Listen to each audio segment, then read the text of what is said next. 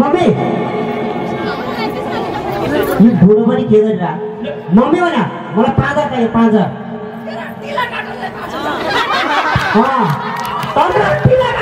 हमरा पहिले दत्ताले चाहिँ खानु हुने मैले 5000 नदिने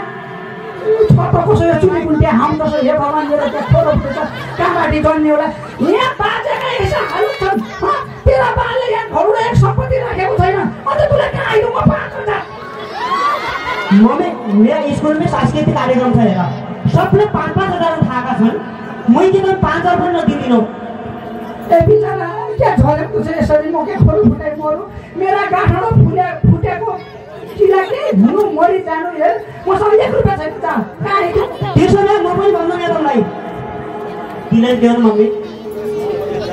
तेरा आँखा कात्रो होला तिमीहरु होला तिमीहरु माग्ने देखा तिमीहरु मागे पनि दिदैन पैसा पनि दिदैन बाबा अब मैले छोरा बढिन त पछाडी फर्क्या म यति रिसिने पला म जाबोहरु मरु जाबोहरु पला मैदानमा म नाति नाति ये भगवान यो आजकलका बुढाबुढीहरू के भएको न आफू राम्रो बोल्छ न अरूले राम्रो बोलेको सुन्छन् पैसा चाहियो के पैसा पोटमा फल्छ नि तिमी हे भगवान के जमाना आयो यस्तो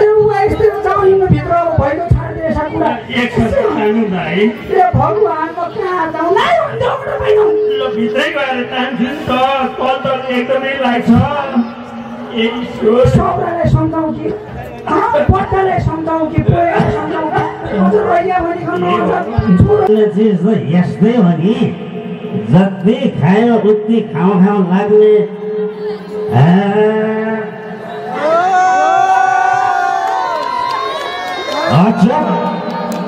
हरामी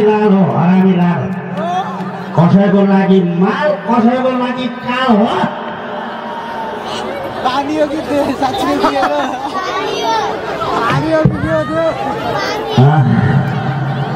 अब मेरो बाउको चाबीले जग्गा मलाई के टेन्सन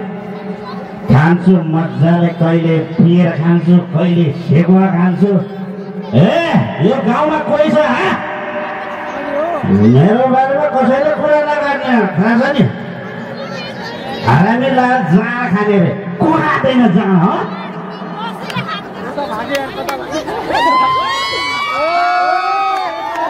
जाँड खानु त आफ्नो सम्पत्तिले खान्छु मेरो बुढी छ नि रेखु मलाई यति माया गर्छ कि मेरो बुढो आई लभ यु कसैको बुढीले गर्छ यस्तो गर्दैन साला मेरो बुढो जाँड खाने जने फटा डिभोर्स गर्छु म तर मेरो बुढी त कतै रेखु कहाँ छ मेरो रेखु आज त खाना बनायो भने कहाँ छ ए रेखु रेखु मेरी डार्लिंग मेरी प्यारी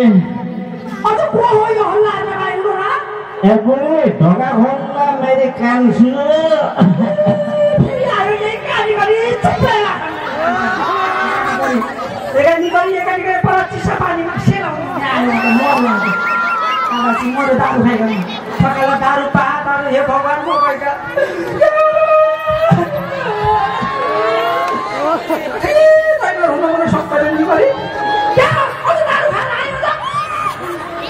नहीं मेरी बुढीलाई के भयो म त मेरी बुढी सधैँ माया गर्थे मेरी तँलाई कसले भड्कायो बुढी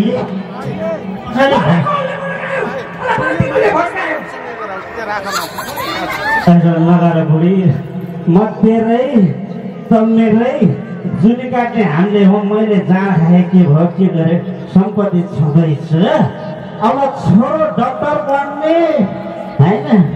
अब म जाँड खाने सम्पत्ति अरे डक्टर होइन म डक्टर पनि पढ्न सक्दैन यसै टाढो भएपछि सम्पत्ति भएन जग्गा जमिन सब बेची खाइ सक्यो ल्याउ सुख पनि नभइकन पिपल झुन्डेकन हटाएको छु लाज मान्दैन अन्त मेरी रेखु अरे म त घर अरे आउलाई घर अब मैले ढोका खोल्ने एक ढोका खोल्दैन दुई ढोका खोल्दैन तीन ढोका खोल्दैन यही सुन्नु ढोका खोल्ने बोल्न गरेर भित्रै बस्न दिँदैन जा आफ्नै घरमा पनि आफ्नै श्रीमतीले बस्न नदिने हो त्यही बस्दै खाँदै मर जा कुन त ढोका खोल्नु भने ओइ ढोका खोल्न बुढी अब ढोका खोल